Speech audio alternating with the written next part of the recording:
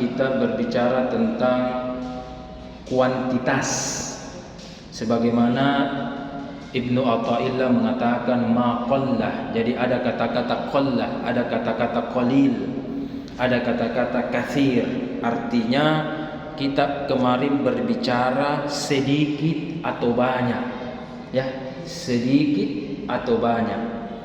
Apa yang dimaksud sedikit atau banyak? Itu aspek kuantitas, aspek yang mungkin dilihat oleh zahir mata kita atau didengar oleh mata kita, telinga kita.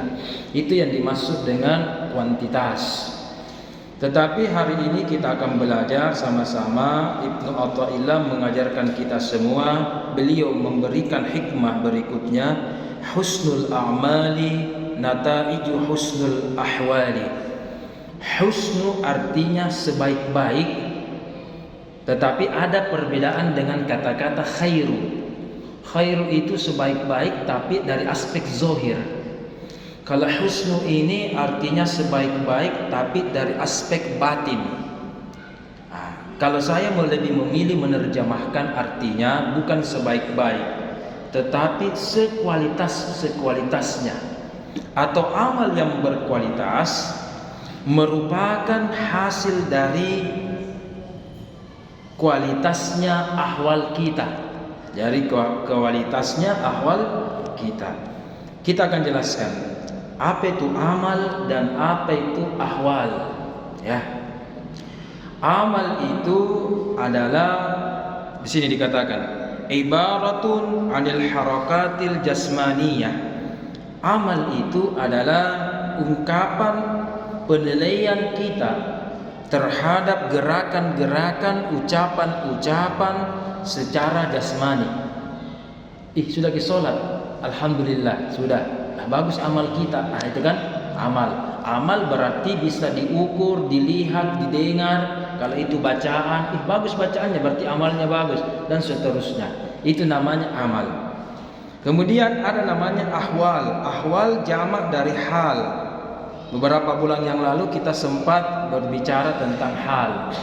Saya ulangi lagi untuk kedua kalinya bahwa hal yang dimaksud adalah ibaratun 'anil harakatil qalbiyah, gerakan qalbu. Jadi gerakan qalbu. Jadi amal adalah gerakan, ucapan atau perbuatan jasmani, fisik. Kalau ahwal artinya adalah gerakan, ucapan atau perbuatan qalbu, ya. Jadi kita ulang kata hikmahnya. Amal yang berkualitas lahir dari ahwal yang berkualitas. Nah, sekarang kita ganti amal dengan ahwal, ya. Ibadah jasmani yang berkualitas itu hasil dari produk dari amal qalbu yang berkualitas, ibadah qalbu yang berkualitas. Artinya amal kita dilihat kualitas atau tidaknya itu berdasarkan qalbunya, ya, berdasarkan qalbunya. Kemarin kita belajar ada orang menganggap banyak atau sedikit, itu dilihat berapa kita duhatta, 2 rakaat. Lebih banyak sholat duhanya mamaku, 4 rakaat. Itu berarti aspek kuantitas jumlah. Oke. Tetapi belum tentu aspek kualitasnya, ya, aspek kualitasnya 2 rakaat ini dikala sama 4. Ya, boleh juga 4 mengalahkan, belum tentu. Jadi belum tentu menang, belum tentu kalah. Apa indikatornya? Di sini dikatakan ahwal. Kita lihat gerakan dan ibadah qalbunya. Siapa yang qalbunya lebih mengingat Allah, lebih beribadah, lebih khusyuk, ya kan? Maka itu namanya ahwal atau gerakan qalbunya lebih berkualitas, ya, lebih berkualitas. Kenapa bapak-bapak, ibu-ibu yang saya hormati, orang-orang yang dalam ruang lingkup ilmu hikmah ini mengejar yang namanya kualitas dan kuantitas. Jadi hari ini kita belajar dua hal. Kuantitas itu penting, tetapi jauh lebih penting kualitas. Dan kualitas itu lebih penting kalau diiringi dengan kuantitas. Kita ubah. Jumlah itu penting, tetapi kesempurnaan ibadah hati kita jauh lebih penting ketika kita beribadah. Kesempurnaan ibadah hati semakin lebih sempurna dan lengkap kalau jumlah-jumlah ibadah yang kita lakukan juga semakin banyak. Jadi kalau orang di sana hanya mengandalkan jumlah, orang yang mempelajari ilmu hikmah tidak mengandalkan jumlah saja, tetapi plus kualitas, ya, kualitas. Jadi dua-duanya kita ini belajar bahwa orang yang belajar hikmah dua-duanya ini penting. Bukan berarti kalau begitu kualitasmu deh, jangan mi kuantitas. Kalau begitu jangan mi kualitas. Kalau begitu Ustaz, nanti ini tarawih jangan 20 rakaat, cukup 2 rakaat tapi khusyuk. Pertanyaannya, oke.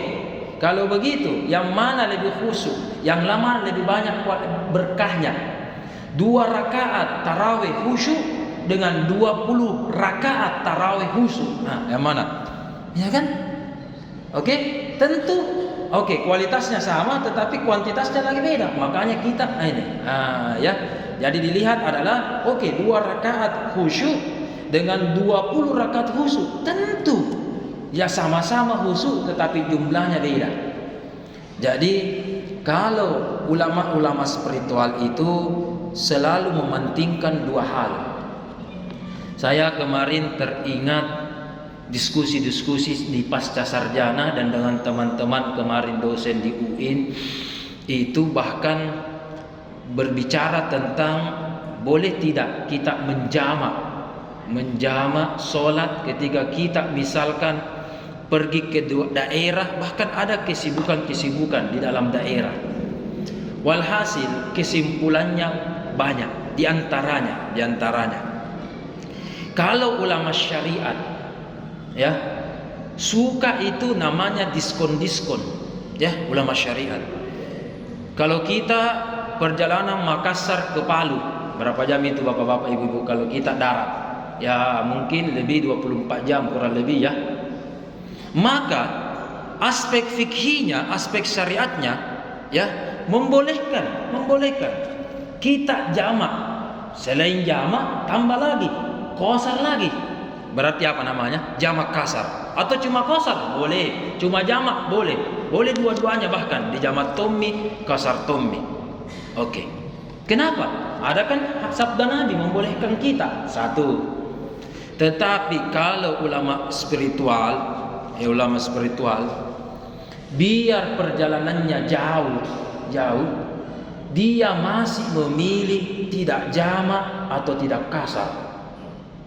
Ya. Bagaimana dengan hadis? Oke, ada hadisnya. Kita bisa, ada hadisnya tidak kan boleh, ya, bukan wajib. Siapa yang perjalanan boleh menjamak, ya kan? Siapa yang dalam keadaan perjalanan kalau Ramadan boleh tidak puasa, boleh, ya. Tetapi bukan wajib. Ya, perjalanan kalau begitu wajib dijamak, wajib dikasar, tidak itu? Tidak. Ilmu ushul fikih mengatakan bukan wajib, namanya rukhsah. Rukhsah itu adalah kebijakan, dispensasi. Namanya kebijakan mau dilakukan. Ya, namanya kebijakan, pengecualian. Silakan mau lakukan, mau ambil atau tidak. Tetapi kalau ulama spiritual dia berkata begini. Dan memang tidak akan ketemu. Ulama hikmah mengatakan begini. Oke, saya mau jamak sholat duhur dari 4, ya, kemudian kasar lagi, digabung lagi, ya, qasar 4 menjadi 2. Oke, ilmu syariat boleh saja, boleh. Tapi ulama spiritual mengatakan, ketika kita kasar, jumlah rakaat berapa? Sisa 2. Oke? Kalau tidak qasar, jumlah rakaat berapa? 4. Apa kata pendeta kita? Terutama guru tak mustamin itu hari menyampaikan kepada kami, sehingga kami menemani bahkan keluar kota, bukan hanya Sulawesi Selatan, menemani keluar kota. Tidak pernah beliau jamak dan tidak pernah dia kasar, padahal beliau sudah usia lansia. Ya, kita malu kalau masih muda begitu. Apa kata beliau? 2 kasar. Tapi kalau tidak dikasar 4. Apa kata Irham? Kalau saya sama-sama khusyuk 2 rakaat, kalau saya sama-sama khusyuk 4 rakaat, Irham, yang mana kira-kira lebih banyak pahalanya? Kalau sama-sama khusyuk, panumpuknya sama, misalkan panumpuknya sama, ya, panumpuknya sama, khusyuknya sama, 2 rakaat kasar duhur dengan 4 rakaat duhur sama-sama khusyuk, sama-sama khusyuk. Yang mana, ya, yang mana kira-kira lebih banyak pahala dan barakahnya, Irham? Tentu yang 4 pakai. Iya, kalau sama-sama khusyuk, ya kan? Nah, maka ulama kita, ya, ini kan ada namanya sulit orang. Perjalanan kan ada sulit, ya. Sulit, rempong, capek. Oke. Ada orang capek, ada orang berat, silahkan. Kalau berat namanya rukhsah. Tapi saya tidak menganggap berat. Tidak menganggap berat. 2 rakaat ditambah 2 rakaat, masa berat? Lebih berat itu barbel yang diangkat. Ada rai mengangkat barber, mohon maaf, 10 kilo, 100 kilo mengangkat barber. Ada buruh 2 sak sementona sak, ya, 40 kilo kali 2 80 kilo sendiri napikul. Beras 50 kilo sendiri napikul. Oke? Ada rai buruh, ada mengangkat beras dan seterusnya sendiri. Kenapa? Berat menurut dia? Tidak. Kenapa? Terbiasa nangka. Yang macam mana? Ya. Tapi bagaimana kalau orang cinta terhadap spiritual, cinta terhadap sholat? Masa 2 menjadi 4 berat? Ya kan? 4 menjadi 2 berat? Ya kan? Cuma 2 rakaat ditambah paling-paling 5 menit, ini 10 menit. Masa berat? Ya kan? Nonton bola 45 menit kali 2 belum lagi injury time dan sebagainya, berapa menit? Ini cuma tambah 2 rakaat paling-paling 5 menit 10 menit sudah tuntas. Masa berat jadi 5 menit 10 menit misalkan, ya. Maka kalau kita berat silahkan, agama memberi pilihan. 4 rakaat bisa diskon menjadi 2, bahkan dijamak lagi, ya, dijamak lagi, dikumpulkan jamak kasar maupun takdim atau takhir. Silakan, itu boleh. Siapa yang tidak boleh? Ya, selama memenuhi syarat perjalanan jauh, boleh. Tetapi ulama spiritual mengakui itu memang boleh. Tapi itu pertimbangannya. Ya, kalau sama-sama khusyuk dan seterusnya. Kalau begitu bagaimana kalau jamak? Asar ditaruh di duhur. Boleh. Tetapi yang mana bagus kalau pada waktunya? Ya, asar pada waktu asar, duhur pada waktu asar. Saya berikan contoh. Puasa Ramadan. Sakit ini kodong. Nauzubillah, semoga tidak ya. 1 hari saja kita kalah. Kemudian bulan Syawal kita puasa. Bayar apa? Bayar kalah. 1 kalata dibayar 1. Betul? Oke. Ibu-ibu haid, miskin toh. 3 hari 1 minggu. Oke. Pertanyaannya, 1 hari puasa Ramadan pada waktunya dengan 1 hari puasa Ramadan di luar waktunya, sama pahalanya, sama barakahnya. Ya, sama pahalanya atau tidak? Tentu bapak-bapak, ibu-ibu silahkan jawab sendiri. Ditahu jawabannya. Maka ulama spiritual, boleh saja salat asar maju ke duhur, boleh. Duhur maju ke asar, boleh. Siapa tidak bilang mengatakan boleh? Yang tidak boleh kita pertimbangkan. Ada hadis Nabi loh yang mengatakan boleh. Tapi Nabi juga di satu sisi begitu. Ya, ada yang diamalkan, ada azimah, ada rukhsah dan seterusnya. Sama juga maghrib bisa ditaruh Isa ditarik maghrib, itu boleh. Ya, tetapi ulama spiritual begitu. Sama juga ketika musafir.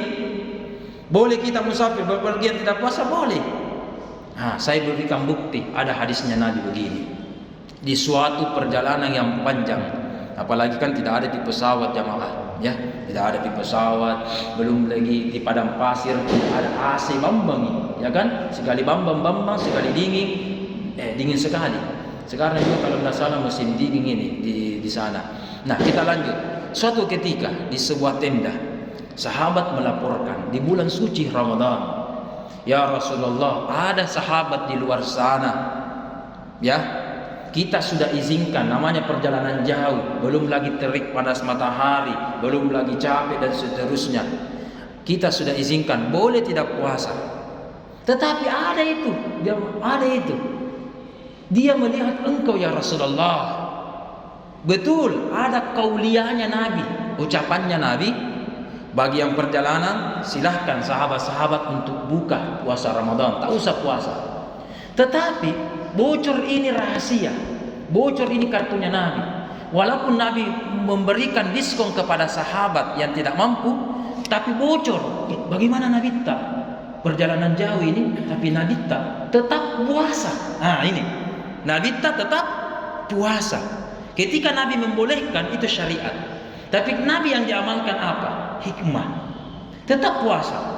Ada sahabat ya Rasulullah, Eromi Mutera, Eromi Ammadam, tapi dia katanya Nabi nasuruh kita tidak puasa, tapi dia puasa. Saya ku contohin Nabi ya kan?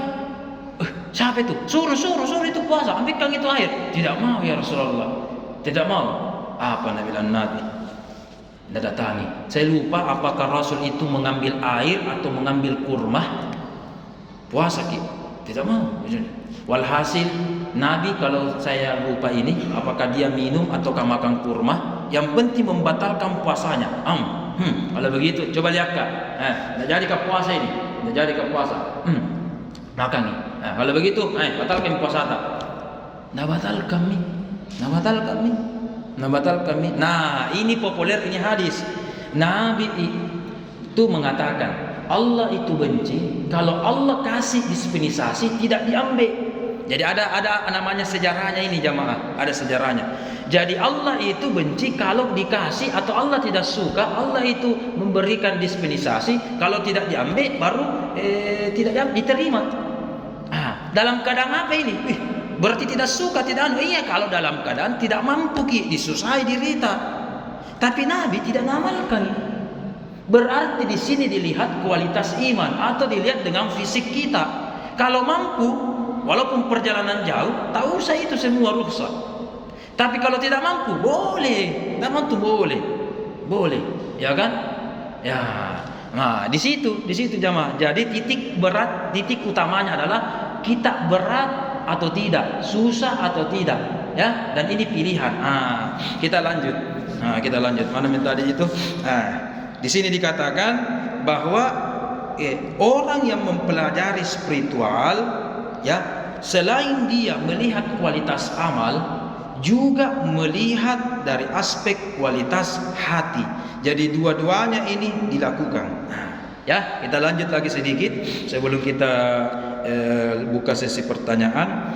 Wa husnul ahwali, dan baiknya ibadah hati itu ditentukan dari apa? Minat tahqiqi fi maqamatil inzali, dari sampainya kita, ya, makom atau kadar kemampuan kita. Di sini dikatakan apa yang dimaksud dengan makom. Makom itu adalah ibaratun amma nazilul qalbi minal ma'arif wa nahwiha. Nah, makom itu adalah keadaan hati yang Allah berikan kepada kita berupa ilmu hikmah, ilmu ma'rifat, dan ilmu cinta, mahabbah kepada kita. Jadi makom itu adalah hasil nami, ya. Jadi jamaah, yang kita usahakan itu ada dua. Apa itu? Ibadah zohir kita, amal kita baik, berkualitas, dan ahwal ibadah qalbu kita berkualitas. Ini yang kita lakukan. Tetapi ini mustahil kita dapatkan semua kalau Allah tidak memberikan makom, kadar keimanan, kadar kualitas ketakwaan kepada Allah. Apa artinya? Terkadang walaupun qalbu ini mau khusyuk, tapi kalau tidak dikasihkan khusyuk tidak bisa. Ya, mau belajar khusyuk, bahkan ada pelatihan sholat khusyuk, ikut makin pelatihan. Tapi kalau Allah tidak kasih, tidak bisa. Mau berzikir supaya menangis, ya kan? Ya, tapi kalau Allah tidak kasih tetesan air mata, tidak menangis kita. Ya, tidak menangis kita. Saya mau berzikir supaya bergetar hati saya, supaya enak kurasa. Tapi kalau Allah tidak kasih itu, ya pangamasianna, itu zikir tak hampa. Ya. Maka sebaik-baiknya amalan kolbu, kalau itu amalan kolbu diterima oleh Allah dalam bentuk timbal balik. Ada timbal baliknya. Nah, apa timbal baliknya? Hati ini berkualitas beribadah. Perbuatan zahir ini berkualitas beribadah. Nah, Allah kasih timbal balik. Kalau begitu, saya ganti itu dengan apa? Ketika kau beribadah khusyuk. Ketika engkau beribadah menitis, ketika engkau beribadah bergetar, ketika kau beribadah, tidak terasa jam berapa ini? Kita bangun tengah malam, jam berapa? Subuh mi pading, abang mi pading, tidak dirasa. Kita di atas sajadah, ya kan? Tidak dirasa dan seterusnya. Kita berzikir, berapa putaran, tidak dirasa. Itu berarti kita sudah mendapatkan buah dari ibadah hati kita. Tapi kalau kita berzikir belum sampai satu putaran, lama belum lama misalkan ya, berarti belum dapat pangamasayang. Tapi kita walaupun tidak dapat pangamasayang, jangan berhenti. Tadi kita sholat maghrib, sebentar kita sholat isya. Kalau kita belum bisa khusus 100%, jangan berarti tidak mau sembahyang. Tidak, jangan begitu juga. Setan itu godai tidak bisa ke khusus sekali tahu usah ke sembahyang. Jangan juga begitu. Tetap juga sholat, tetap juga berzikir, tetap juga mengaji. Khusus tidak khusus, lakukan saja dulu. Siapa tahu di balik amalan zahir itu hati ini mulai ikut. Dan siapa tahu ujung-ujungnya Allah berikan rahmat kepada kita, memberikan ibadah kita khusyuk. Tapi kalau ditinggalkan ini amal, bagaimana tak buka yang lain? Ya, tak buka karena amal itu juga kunci sehingga mendapatkan rahmat Allah Subhanahu wa taala. Jamaah rahimakumullah, sebelum kita lanjut masih ada beberapa kata hikmah penjelasan dari ulama kita tentang ini. Ada yang ingin dulu bertanya mungkin di sisi kanan. Oh, Pak Ustaz, Pak Haji, silakan. Oke.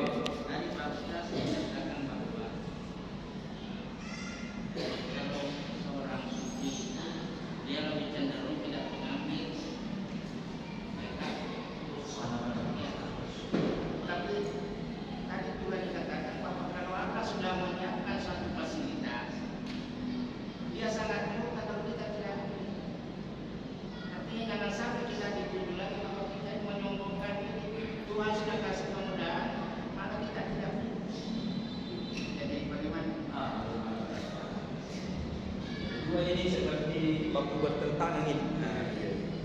Haji di sebelah kiri ada. Oh, tapi deng. Iya.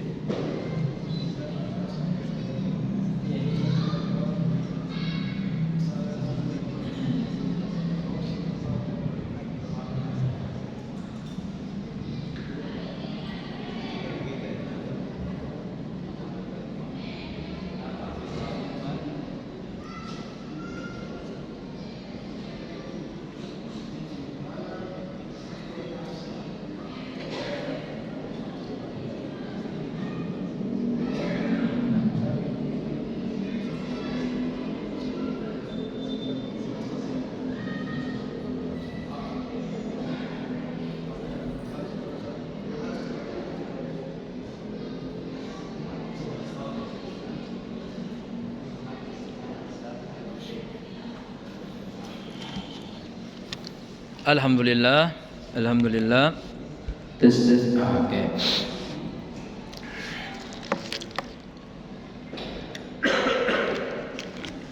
Yang pertama dari bapak kita dan sebelah kanan saya mengatakan bahwa kan Allah murka atau tidak suka kepada hamba dikasih fasilitas, dikasih diskon, tidak ambil.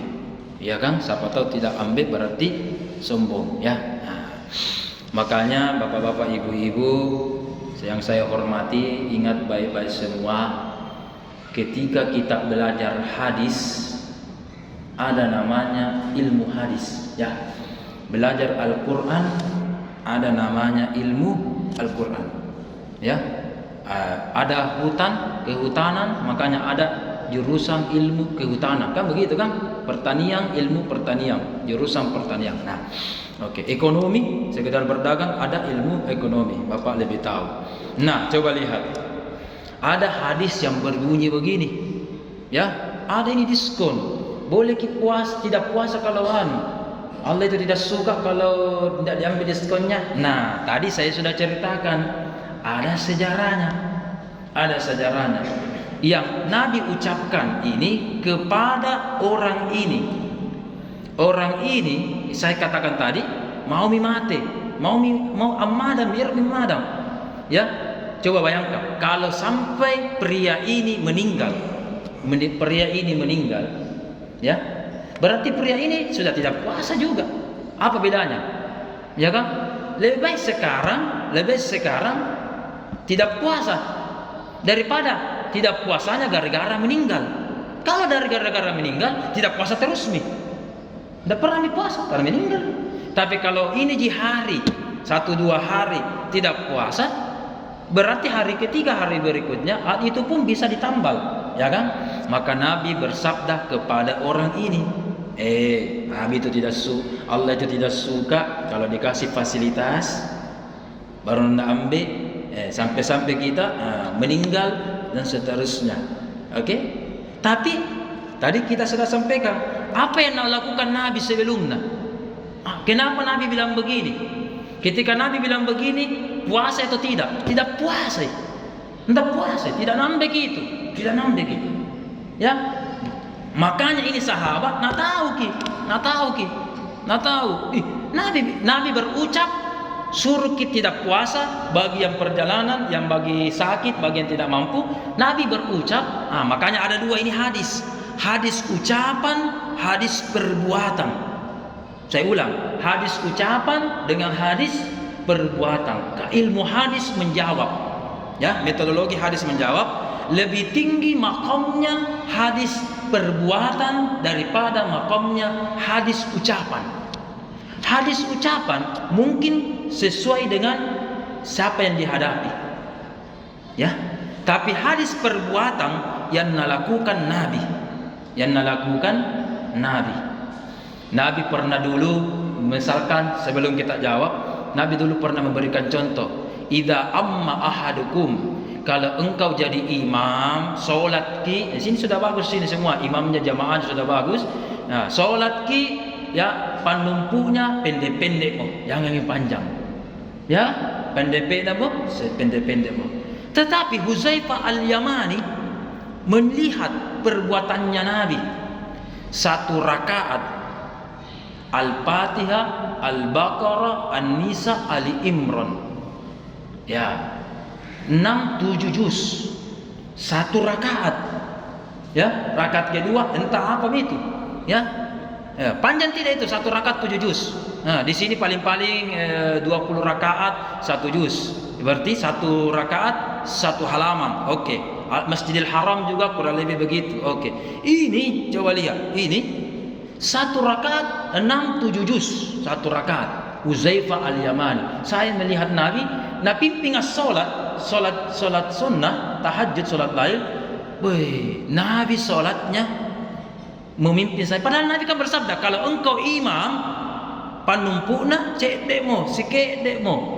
Ya, tapi ketika Nabi imami, siapa? Huzaifah, dia jadi imam, Huzaifah, kemudian tidak ada orang yang lihat lagi. Nabi bagaimana? Salatnya banyak. Itu kan? Berarti situasional. Ini juga. Kalau kita gara-gara tidak mengambil rukhsah, maaf, mati ki atau sakit ki yang parah, lebih baik yang makin puasa. Kalau kita buru-buru juga perjalanan, ya, rempung ki apa, ada orang tua apa, jangan makin juga paksakan. Tidak mau jadi ambil rukhsah saya. Ya, oke, ambil makin rukhsah juga kalau misalkan merepotkan dan seterusnya. Buru-buru ki atau apa, tidak ada masjid atau apa, susah dan seterusnya, ya kan? Memburu ki waktu apa, oke, ambil juga. Tetapi ketika kita ada kemampuan dan tidak merepotkan orang lain, ya, misalkan perjalanan sendiri ya, ini ke Palu, ya kan? Nah, beda kalau rombongan kita tidak ditahu di sini, apalagi biasa mohon maaf, ibu-ibu apa bapak-bapak biasa kan tak 1 jam 2 jam kencing misedeng, ya kan? Dan seterusnya, ya kan? Ah ini juga. Ya, apalagi kalau malang ibu tuh, kalau malam-malam itu biasa tak kencing ki, dan seterusnya. Itu. Jadi maksudnya ada apa? Kalau bagi yang memaksakan tidak mampu, Allah tidak suka kalau tidak ambil fasilitas.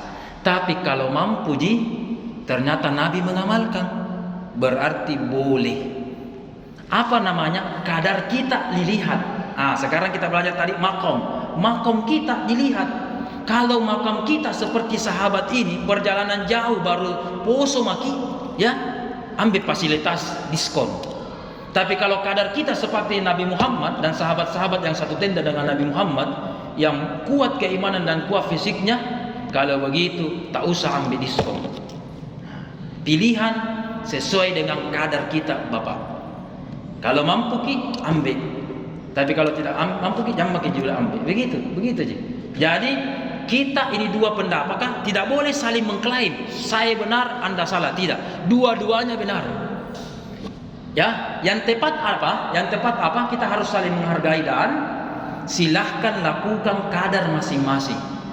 Saya berikan contoh. Anak TK itu disuruh menulis pakai apa? Pensil. Oke, kalau saya mengajar di kampus, bikin makalah, tulis dengan pensil. Bagaimana? Anak SMA jangan pakai pulpen, pakai pensil. Anak TK kadarnya masih belajar, ya masih banyak salah-salah, masih biasa salah-salah dan seterusnya, pensil dipakai. Sudah jago menulis, jarang salah-salah, pulpen dipakai. Perguruan tinggi tidak pakai pulpen, keti, laptop, di print, ya buat makalah, bahkan publikasi lewat internet, jurnal, diketi. Kalau begitu, kalau anak TK silahkan pakai pensil, ya anak SMA, SMP pakai pulpen, anak kuliah silahkan juga pakai mengeti. Apa artinya? Kadar kita, dua-duanya benar. Yang penting TK ya mengerjakan tugas pakai pensil, ini juga mengerjakan tugas pakai pulpen, mahasiswanya juga mengerjakan tugas pakai ketikan, ya pakai mengetik print. Yang penting semua baik dan sama-sama mengerjakan tugas, tidak ada yang salah. Apalagi sama-sama khusyuk, lebih bagus lagi, tidak ada yang salah. Ya kan? Walaupun tidak puasa kalau Ramadan perjalanan tetap juga berzikir boleh. Ibu-ibu juga kalau datang halangan tak, datang tamu tak, walaupun tidak sholat kita tetap berzikir lebih baik. Ya kan? Jangan kita tidak berzikir tommaki, tidak sholat tommaki. Haid orang itu biasa. Aneh di bapak-bapak ibu kalau haid bagaimana bapak ibu? Kadur ki biasa di, sensitif ke orang di. Apalagi sakit ki perlu kan dan seterusnya. Nah, begitu. Jadi solusinya Bapak, silahkan pilih kita mau mengambil yang mana. Yang mana sesuai dengan makam dan kadar kita yang kita yakini dan sesuai kemampuan kita. Jadi begitu. Masih ada lagi?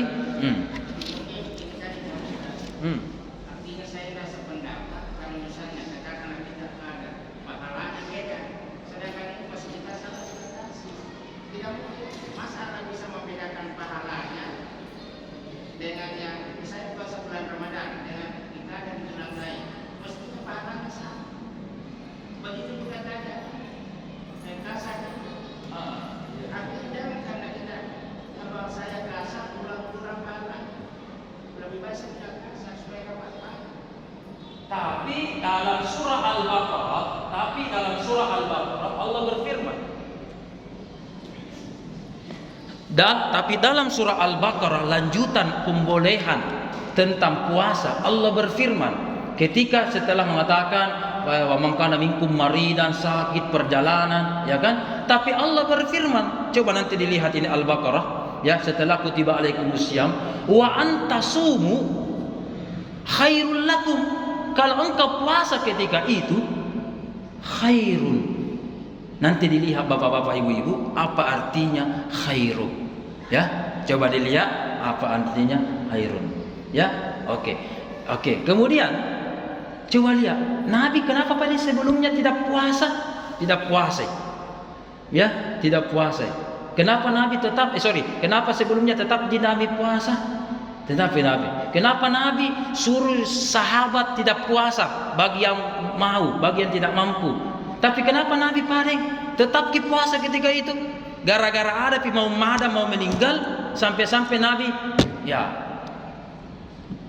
membatalkan. Berarti ketika Nabi berucap ini, bersabda, Muhammad sebagai Nabi dan Rasul, ada didikannya, umat didikannya. Tetapi yang amalkan ini Nabi Muhammad sebagai hamba. Beda ini. Jadi ketika Muhammad sebagai Nabi dan Rasul harus mempertimbangkan jamaahnya. Tapi ketika Nabi Muhammad sebagai hamba, seperti sholat sendiri, kemudian Hudzaifah menyaksikan 1 rakaat 6-7 juz, ya kan? Berarti Muhammad sebagai hamba. Oke? Berarti Nabi Muhammad ketika itu, kenapa itu Nabi tetap puasa ketika itu? Sekiranya dari awal Nabi tidak puasa, sekiranya Nabi awal tidak akan terjadi ini peristiwa, tidak akan Nabi ada ucapan-ucapan begini, tidak akan. Tapi kenapa Nabi tetap puasa? Istilahnya Nabi bilang orang, kalau begitu kabura maqtan indallahi an taqulu, tidak kena ini ayat.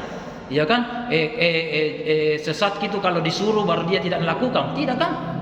Buktinya beda. Yang diucapkan Nabi, silahkan tidak berpuasa bagi yang mampu, tetapi yang dilakukan Nabi mampu. Jadi ada kata-kata bagi yang mampu, tapi Nabi yang lakukan apa? Ternyata Nabi, tapi jawabannya kenapa Nabi tetap puasa itu hari? Kenapa Nabi puasa? Kenapa tidak dari awal sekali jangan puasa, jangan.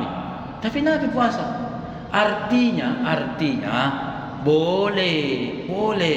Tapi ulama mengatakan bahwa dilihat dulu khusyuknya. Oke, dilihat khusyuknya. Jumlahnya 2 dengan 4, dilihat khusyuknya yang paling utama. Tetapi silahkan kalau kita mau 2 rakaat saja. Ya tidak mampu juga, silahkan juga. Jadi sampai kiamat ini, saya pastikan bapak-bapak, ibu-ibu, mau di kubu mana ini kubu syariat dengan kubu hikmah tidak akan ketemu.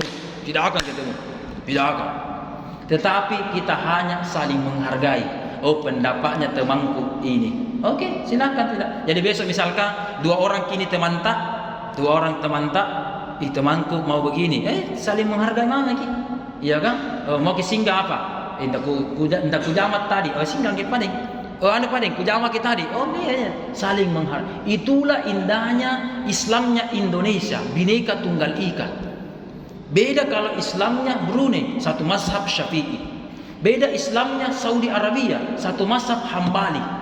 Ya, kita silahkan mau mazhab Hambali, mau mazhab hikmah, mau mazhab apa, yang penting sambayan jaki, biar di perjalanan sambayan jaki. Puasa tidak puasa, yang penting kalau tidak puasa diganti ji, ya. Dan seterusnya.